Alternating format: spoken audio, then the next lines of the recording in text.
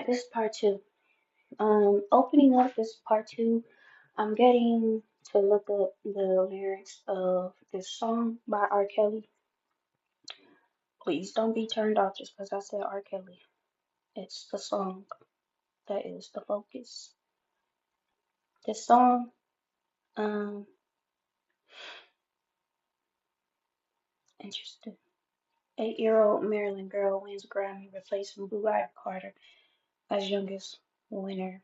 That's interesting because the number 8 came up again, but R. Kelly, if I can turn, if I could turn back the hands of time,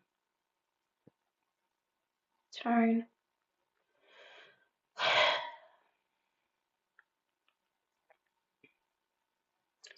Um, so obviously with this energy we get regret, right? Like a person who talks like that is a person who's talking from a space of regret. But there's a part of it that is coming up in my head that says that my darling you still would be mine. Let me see. I don't remember how it fully goes, but the lyric says, how did I ever let you slip away, never knowing I'd be singing this song someday, and now I'm sinking, sinking to rise no more. Oh my gosh. Oh my gosh. Sinking. Okay, where do we sink? If anything is sinking, it's sinking in water. To rise no more. What rises?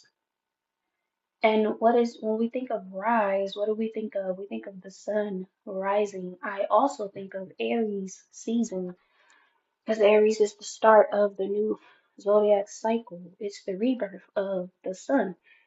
And also, if you look at the way Aries is spelled, the word rise does exist in it. Just take out the A. To rise no more. I'm getting the end of an era, bro. Ever since you closed the door, if I could turn back the hands of time. Oh yeah, that's how the hook goes. If I could turn back the hands of time, then my darling, you still be mine. Okay, funny how time goes by. He keeps talking about time. Blessings are missed in the wink of an eye.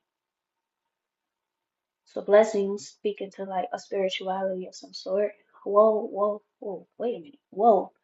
Why oh, why oh, why should one have to go on suffering? You know what I'm getting when I read that? The three woes in the Bible in Revelation.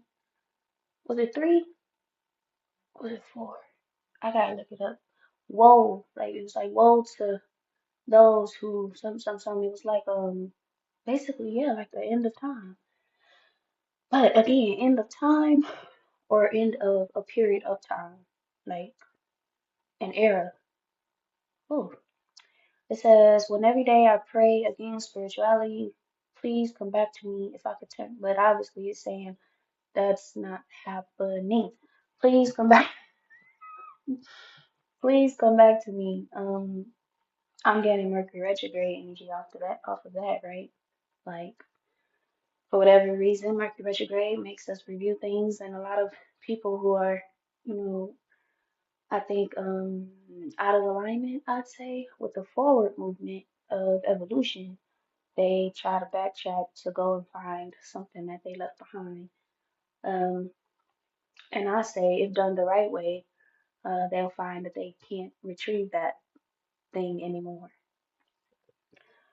Um, Please come back to me. If I could turn back the hands of time, my darling, you'd be mine. You had enough love for the both of us, but I did you wrong. I admit I did. But now I'm facing the rest of my life alone. Right before I read that line, I was thinking again of the Nine of Cups card, which I remember is a card of like happiness by yourself, right? So it's like yeah, it's like happiness alone. Um, so happiness without, say, perhaps your divine partner or just a partner. Um, yeah, so now it's like that person is no longer needed. Mm. And he says, whoa, again. Um, Darling, you still be mine. I'd never hurt you if I could turn back. I'd never do you wrong if I could turn back. Never leave your side if I could turn back. If I could turn back the hands. If I could just turn back that little clock on the wall, then I come to realize how much I love you. Hmm. And he says love you 3 times if I could turn back the hands. Okay, yeah. So maybe we are picking up on that energy also of like the regret of those who have no longer access to this way out of poverty. And then poverty can also be poverty. You can be poor in multiple ways. And it actually does say it on the card. It says spiritual poverty. Yeah. So like this way out of spiritual poverty, emotional poverty, just poverty all around, has to do with the divine goddess energy, but water um energy.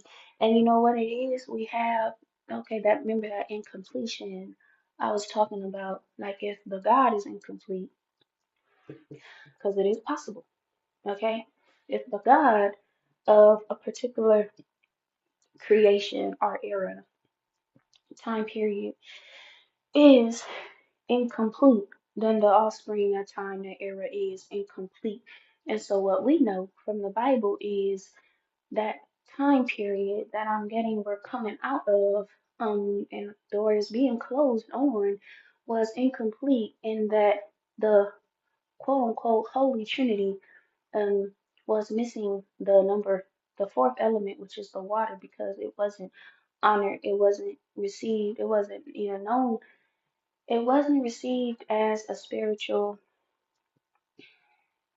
element, or at least it was not taught that it is, if a spiritual element, if not the most important spiritual element. So without water, you're incomplete. So any one of those elements, you're incomplete, right? Without water, you have no life. There is no life, right? Okay, so a time of incompletion, coming to an end, and many not making it through to the other side. We got the full upright, which gives me new journey, new start, a new life. I'm getting new life. I'm getting new life, almost like, and I have wrote this down too, like water in the Bible was used as the symbol of baptism, right? So when people were baptized, they were baptized in water. But even Jesus spoke on about a time where, um, I think on your individual journeys, you'd get to a point or not of being baptized by fire, and that's like the next level. And now I'm feeling like that kind of means now, and it means something in relation to the goddess. And so, new life, new life under the oversight, over under the presence, or with the presence of the goddess. Um, and so when you're baptized, they say you have new life, right? Like everything before you, the sins, all that is washed away, and now everything's new. And with the full car, I also get springtime, you know, new life again. Like we're about to have the flowers blooming and birds singing. New life, literally. New life. That's funny because I also was reminded of the song this morning, New Flame by Chris Brown. Flame being fire, fire being Aries, new being Aries, new zodiac cycle, new life. Okay, moving forward. So basically, with that said though, I'm getting, if there's new life for some, then there's no more life for others. Because it sure ain't everybody. It is not everybody. One of the previous readings I did, I mentioned wheats versus tares. So the wheats being separate from the tares, and I'm getting that that perhaps is a time. of now. And I'm getting too that it does have a lot to do, unfortunately, with like women versus men. And it's not a matter of, oh, men ain't making it. But I will tell you that our world really has been cultivating a very nasty mindset within men of women, and even women who are centered on men, which I feel like I kind of used to be. Um, and so it's like this thing of like the nastiness. I mean, and it's not new. Right? This has always been, even in the time of when Jesus was here physically. Um, if that occurred, but he checked his disciples for stuff that is talked about today. And the disciples said, "Oh, she's not worthy of the life," talking about Mary Magdalene as the only woman in his disciple group, and they're saying, "She not like us. She not like us. She not worthy of the life, the way, the truth." And Jesus was like, basically, like, y'all so damn stupid. You don't even realize that she contains the source of that truth that you're saying she's not worthy of. Like, and so basically, but you have that still occurring today. I be hearing stuff, seeing stuff, and I've dealt with men with these types of mindsets over and over and over again. In relation to women, and I think that in terms of the men who understand the significance of the woman, especially the sacred woman, especially the woman who does possess spirit, um, and who is on, I'll say, the goddess path. Those men are few and far in between. They are few and far in between. I'm considering the men I've met through church, from the pastors to the ushers to just the visitors or the attendees. I'm thinking of the men in my families, biological and adoptive. I'm thinking of the men who were once the boys I went to school with. I'm thinking of bosses, co-workers, colleagues. They're everywhere. Those who are the offspring of the incomplete God who has ruled this world. And it's like his time is up. So that means y'all's time is up. So, um, yeah, new life for those of us coming out of spiritual poverty that was actually placed on us. Um, yeah. The next tarot card I got is the Ace of Wands. So that really goes in alignment with the Fool card. New flame, new beginning. But I'm getting like, I heard the word gift. I'm getting Aries again, like Aries season. It's now. It's March. Like right now, like mm. And there's the moon and the sun again. So what I'm getting looking at this card is like the moon is over this area of the sun, right? But the sun is even like contained in a circle on this card that I have that I'm looking at. That circle I'm getting it in to be like the symbol of earth. The sun again is like what I was saying earlier, like the sun powers life on earth.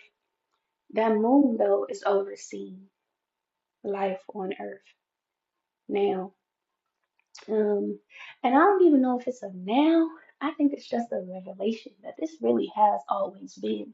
And so now it's kind of like getting those who have been in the way of the truth out of the way. Like get out of the way. Get out of the way of truth. Um, get out of the way of completion. The next tarot card I have is the Eight of Cups upright. So I'm being led to go back to what I was just saying, like get out of the way.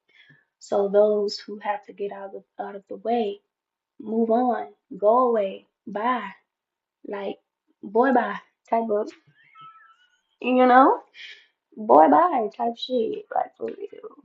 see the number 8 on this card, and I see the word no, and I just got no more. When I read that, I heard no more.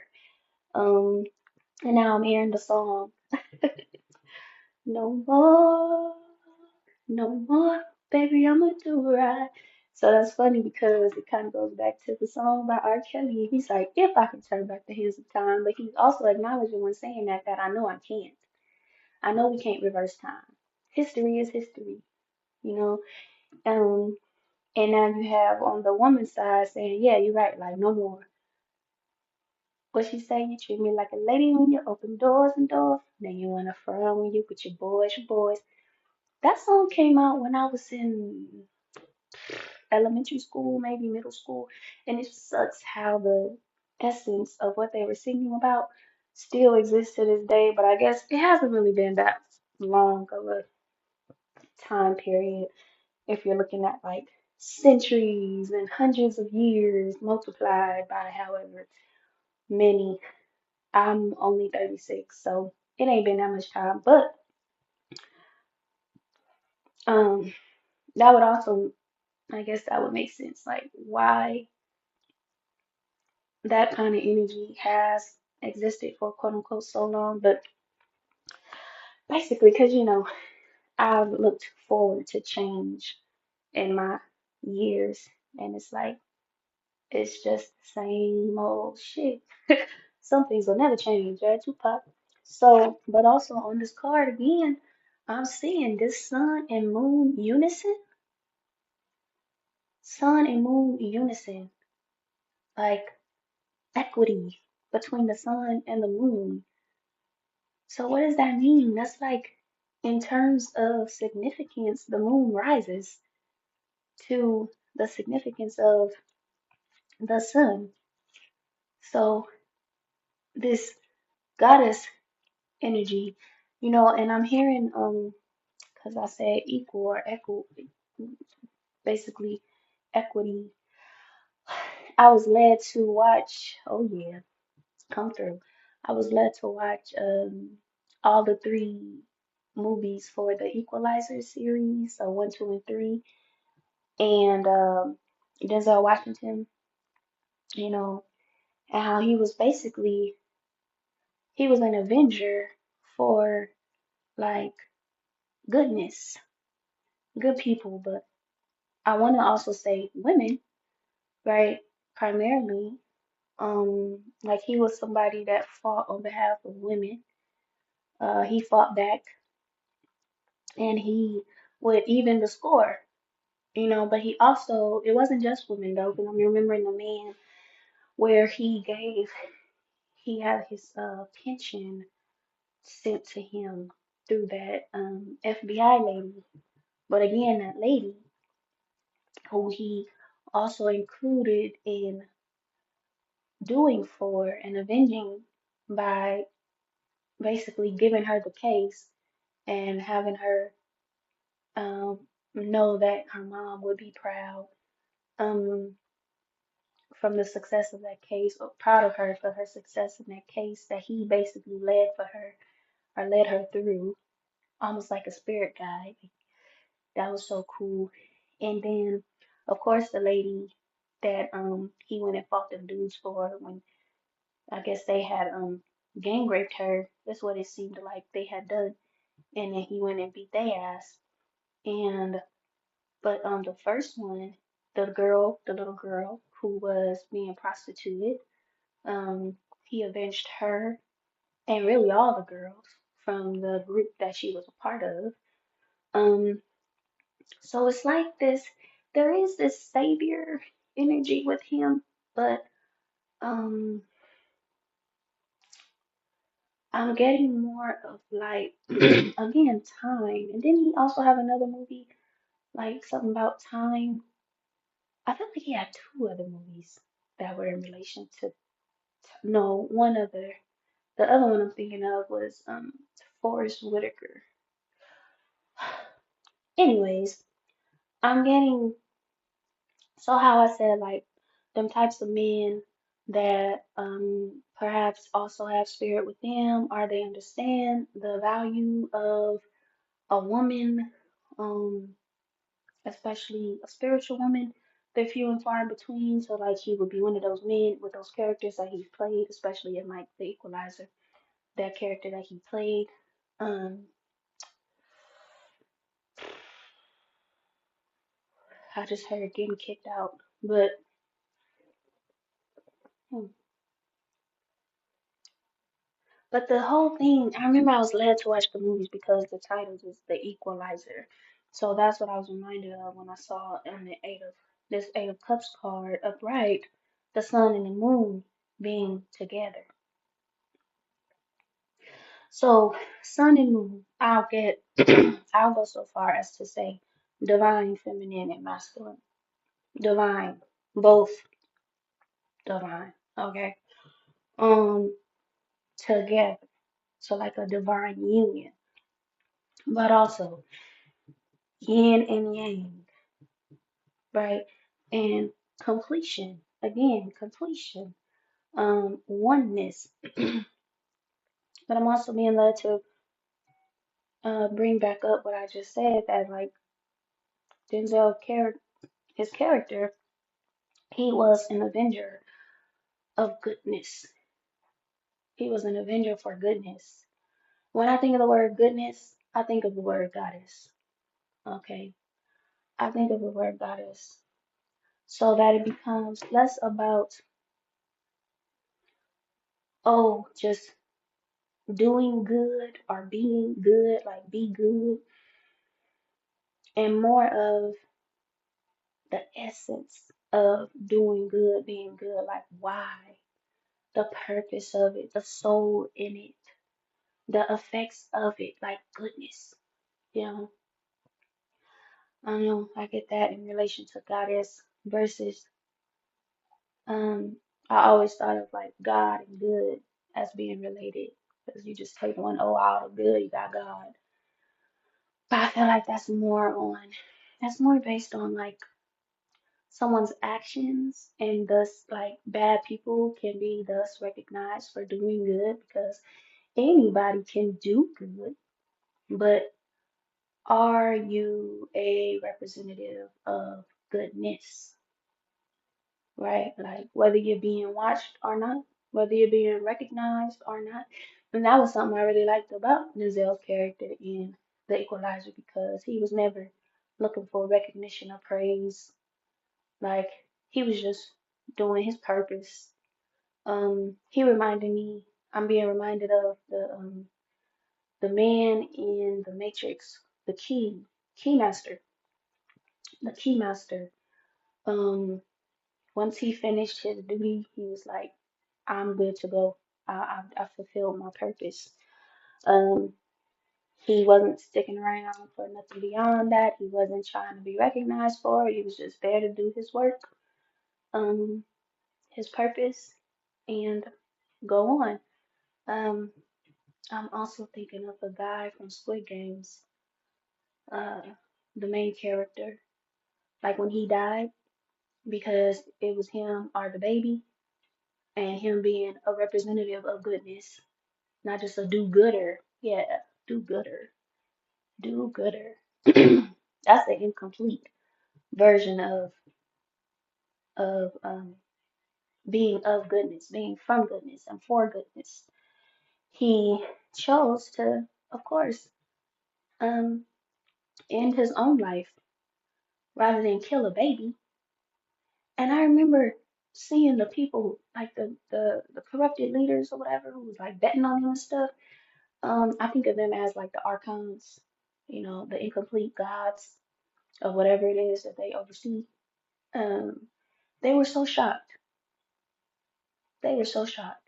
They weren't shocked by people dying through the games. They weren't shocked by none of the other stuff. They were shocked that this man chose to end his own life rather than kill a baby to get money. They were genuinely shocked. Like they didn't expect that. Oh, anyways, Eight of Cups. So we got like, you know, basically those of this era that is no longer moving forward into this Ace of Wands energy. They have to go. They go away. They go away because no more. You know, no more. They are, um, it says disappointment, abandonment, withdrawal, escapism, walking away, leaving behind. They're being left behind. They're being left behind, but it's really because they have no choice, right? So they have no choice but to leave behind new life because you're not being welcomed into, I want to say something like the kingdom, but not necessarily so much because the kingdom is within us, not around us, right? Um,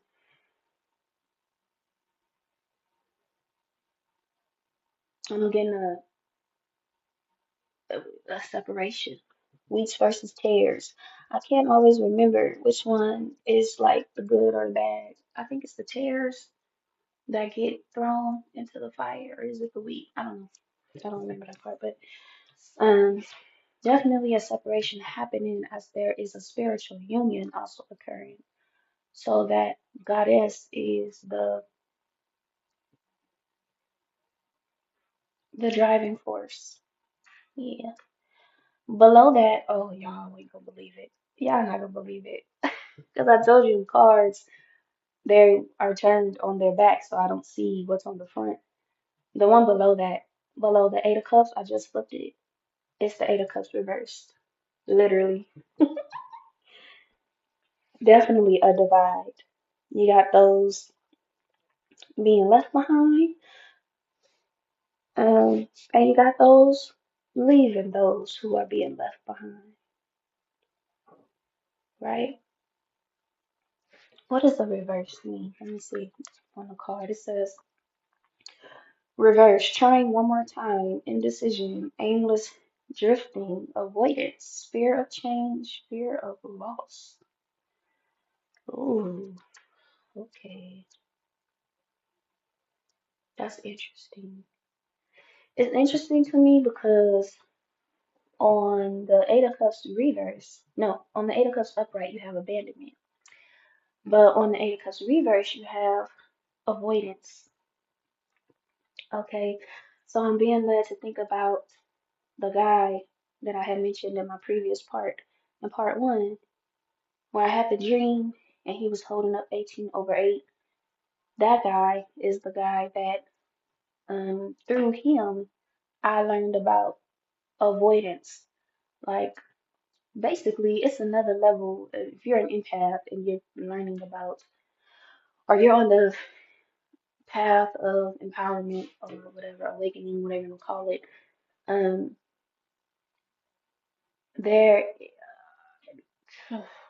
basically avoid the avoidant becomes apparently someone who's even worse than a narcissist.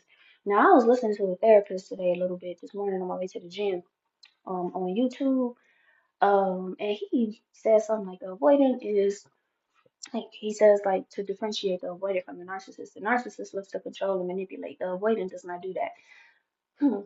And I had to stop because I was like, okay, maybe he's not avoidant, maybe he's a narcissist because this person has definitely like his driving force was control, and so his driving tactic was manipulation. 100%. So I was like, oh, so perhaps he's a narcissist. But then something told me, like, tap into your wisdom, which could be definitely different or even beyond what this therapist is saying. Because what I'm getting is like somebody else who has spoken on narcissism and avoidance, and he is a spiritual man. And he said, like, he was like, you thought that you had gone through it all after conquering over the narcissist, but then you met the avoidant. And I said, yeah, bro, that's my story. As you know, this is a posted of his on YouTube. YNA. You are not alone. 333, I think it is. He's like, then you met the avoidant. And I'm like, hell yeah, that's what happened to me. I'm like, what are you? What is this? So to me, it is something that's not, I won't say worse than a narcissist, but it's something with narcissism in it. I don't care. The therapist was saying, oh, this is not a narcissist, and I'm like, well, he's definitely a narcissist then, because control and manipulation were there. Anyways, what I'm getting is, okay, I'm getting because this Eight of Cups card upright, it has abandonment. So one of the things about avoidance is something about or really narcissists, I know for sure like they don't want to be abandoned or something about being abandoned. And I guess some avoidance can also have an issue with abandonment. So abandonment wound. But then reverse, I see it said Eight of Cups reverse is avoidance. So Eight of Cups reverse, which is kind of throwing me. I can't lie. It says indecision. So basically like a stagnancy I'm getting is what the Eight of Cups reversed is. So it's like not walking away, but not yet deciding. And to me, that doesn't make sense with this reading. So now what is it saying?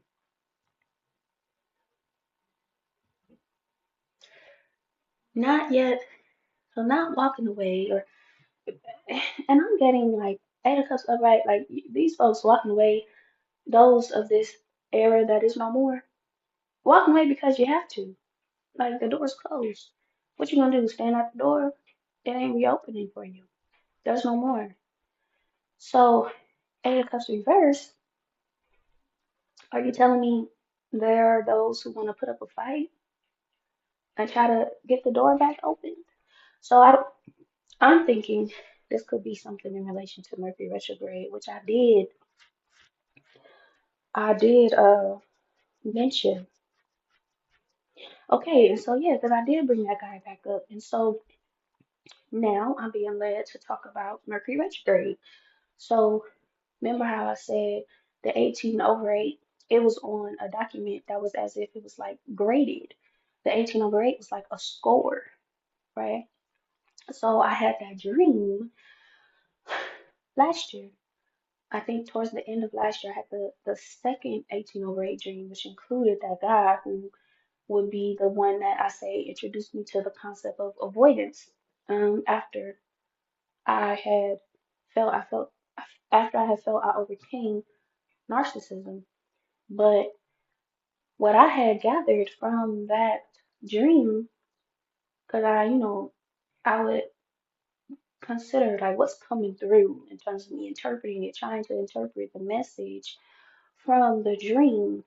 And I'll tell you that the one interpretation that sticks out the most is that a test, a test, yes, a test in relation to this boy, this man, this avoidant, and narcissist. Okay, yeah, he both of them in one.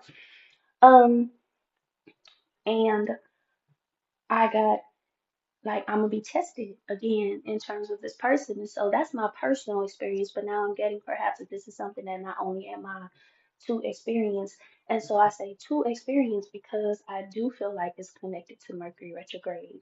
Again, Mercury retrograde, grade, the word grade. Literally, my dream was of this document that I was receiving back with the 18 over 8, like it was a grade that I was given. So when I had the dream years ago, originally with the angel lady, I call her angel in there, but I knew her in real life. She was giving me back my document with the 18 over 8 graded. Like, good job. I feel like the dream I had last year with the man on it, the boy on it, and him holding up the 18 over 8 was like a revelation for me to know this is the test. This is like the final test. And something was having me think, well, man, perhaps this Mercury retrograde, and I do feel like it's attached to Mercury retrograde, not just because of the grade portion that connects between the dream and Mercury retrograde, the word, but also when I reflect back on my life, I realize that Mercury retrogrades, they fucked me up multiple times, and not blaming it on Mercury, right? Because I do have a little love-hate relationship with Mercury. But more so because one, I wasn't aware. I wasn't awakened to the truth of um like these seasons. Like this is what is occurring. And I was like a slave to the illusion of love that I would feel I had with these men who with Mercury retrograde would come back around and I would fall for it. So I would fall for the game, so thus I would fail my test. And so I do feel like this Mercury retrograde here that's happening now, because we're currently in it, I feel like for myself in relation to this person who is significant for me being like a culmination of, that's why I say he's not just an avoidant, he's also a narcissist. But that's because I've mostly dealt with narcissists. And if he's a culmination of my experiences with guys, then he's also a narcissist. But as well, an avoidant. And so I just feel like this Eight of Cups reverse card is a confirmation that, like, yes, there is a test to come with this Mercury retrograde. So for myself, oh, and this makes sense, y'all. Now that I go back to March, I started the reading off in part one talking about March. March being this year, the month of the goddess, right? So for me, I've already not cut out March, but assigned March, the whole of March to Mercury retrograde. They'll tell you it ends March 20th, but I'm a person that kind of like to go like uh, we got to make sure, and I know they have the shadow period as well after Mercury stations direct. So I think they said the shadow period is usually about 2 weeks or something. I said, cool. So that means all of March is Mercury retrograde for myself, so that I'm paying attention to the dates and the time. Again, the concept of time is very significant. Um, the concept of time is very significant. So I'm paying attention to all of March as a time period for Mercury retrograde. Um, so as to make sure I'm passing my test.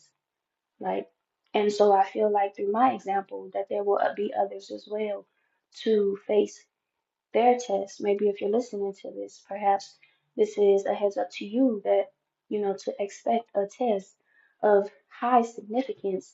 And I'm getting, you know, channel the goddess. I literally heard those words, so I'm getting like, but really, this is a time for goddess to be,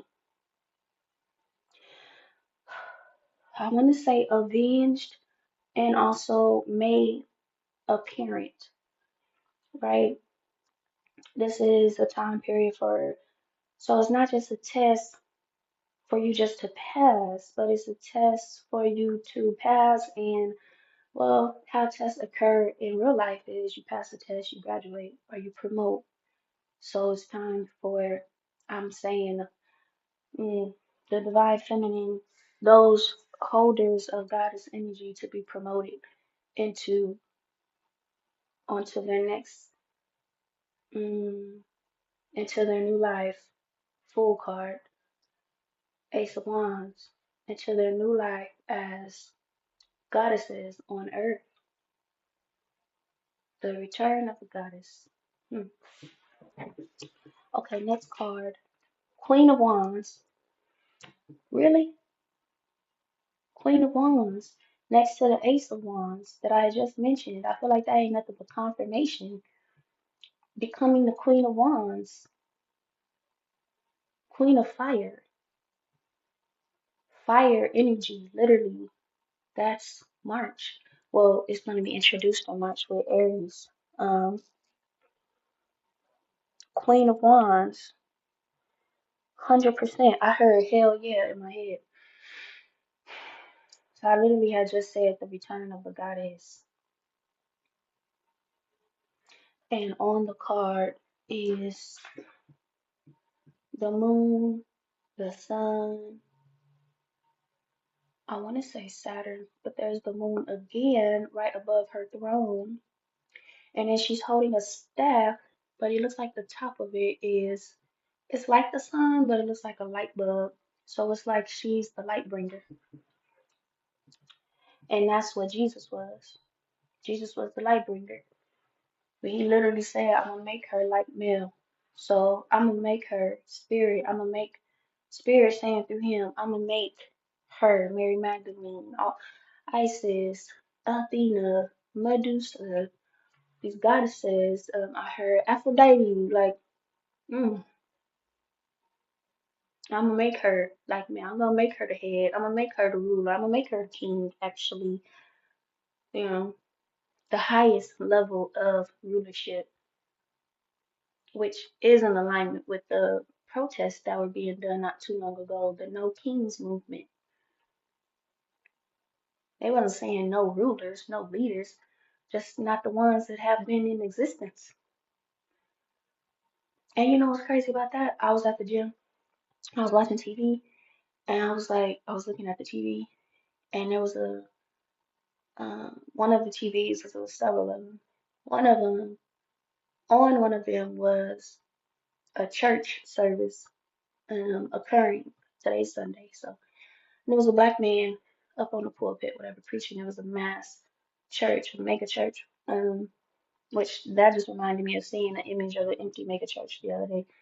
Um, but as I was looking at this man, I wasn't hearing him, but I was seeing it. And the first thing that just came to mind was, I don't trust him. I don't trust him. Yeah. Am I gonna make a part three? I think I am. This is part two. Okay. I think I'm gonna pause and then start a part three. I'm trying. I think I don't want them to be 1 hour, but ain't no way I could do my readings in just like 30 something minutes. So, I'm about to pause and then continue to part three.